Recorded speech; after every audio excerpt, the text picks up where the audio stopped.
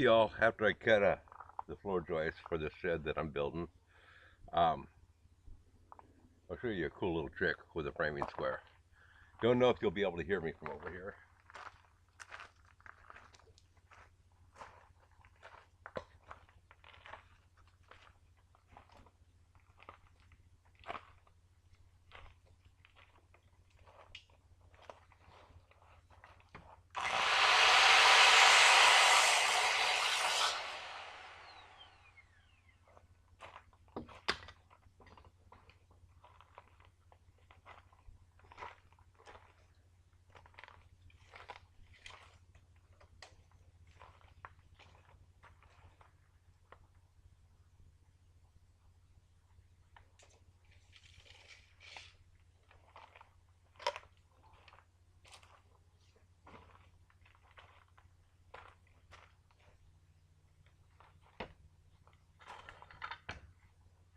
One thing is, try to remember to square your board before you grab the saw.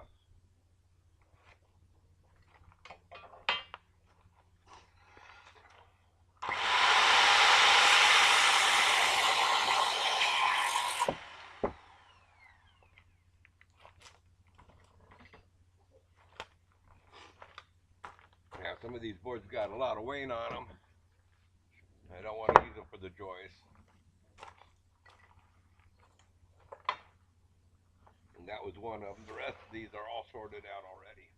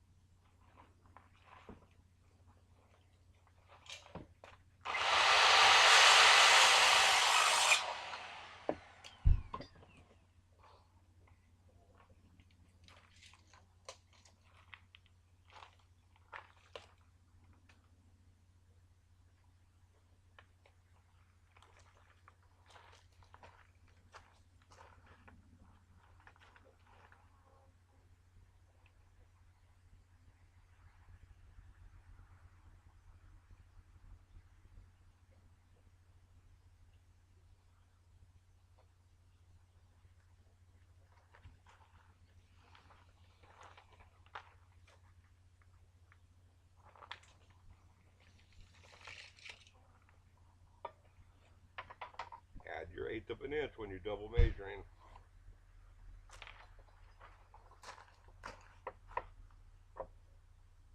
For the curve of the saw.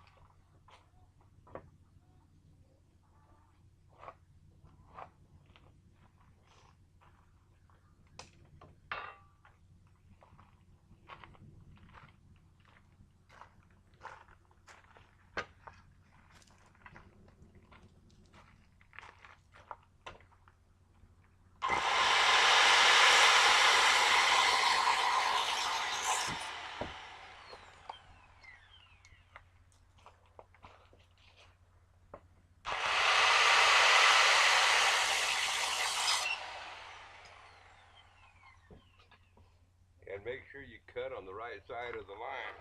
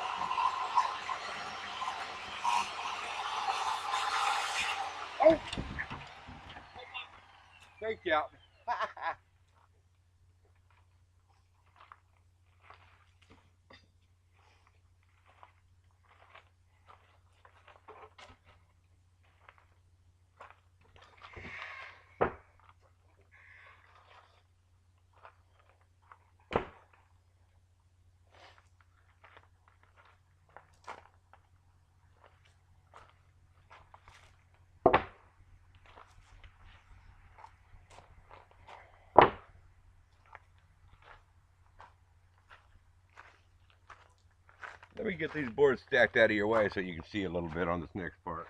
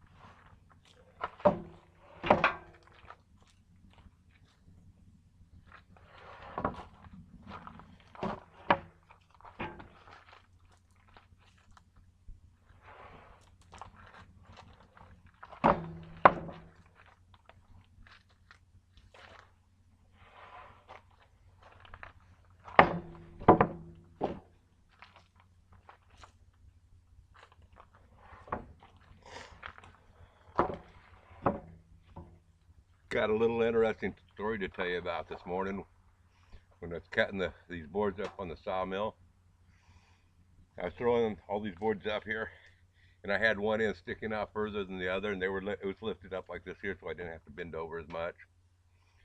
And we put the last board on there, and they were hanging out long on this side, longer than they were on that side. And when we put that last board on there, the whole tractor started tipping on over just from the weight of the bucket. This is light duty. Anyway, buddy of mine that was here, he quickly grabbed hold of his end and held it up, and I pushed in on my end. Then he ran on over to with me sitting on that end with my fat ass. I was able to keep it down, and he dropped the bucket. We got it straightened on out. But it did make for an interesting deal. Too bad we didn't get it on video. Anyway, let's see if I can show you this little trick here and get this stuff out of the way.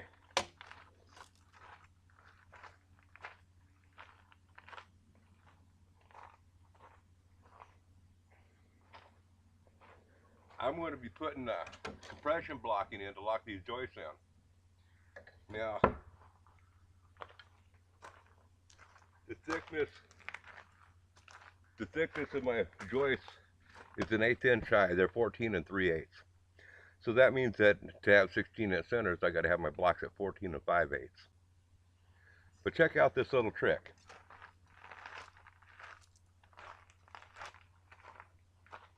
I marked the first one 14 3/8 because that's what I want. I put the square right on 14 3/8, or 14 5/8 rather.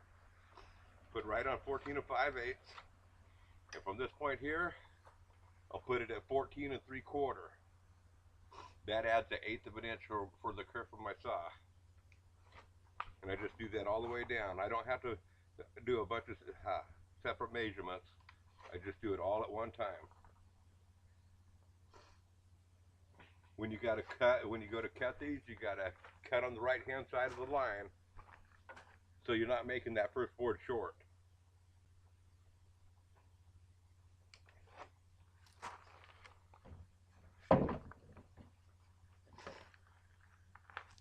Now this first one here, I gotta true up.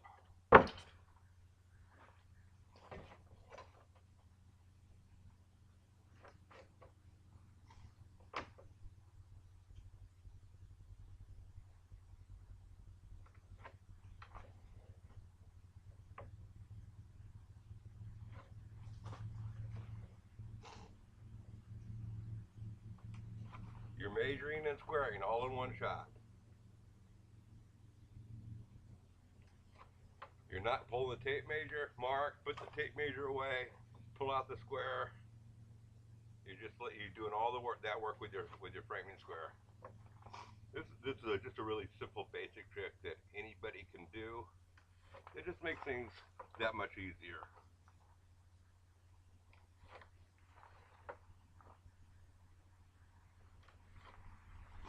Now keep in mind, I'm doing 1/8 of an inch extra for the kerf of my saw. A lot of these new blades nowadays, the old blades were always 1/8 of an inch. A lot of your newer blades, the kerf of the saw is just like a 32nd of an inch under. Um, so you might want to compensate for that.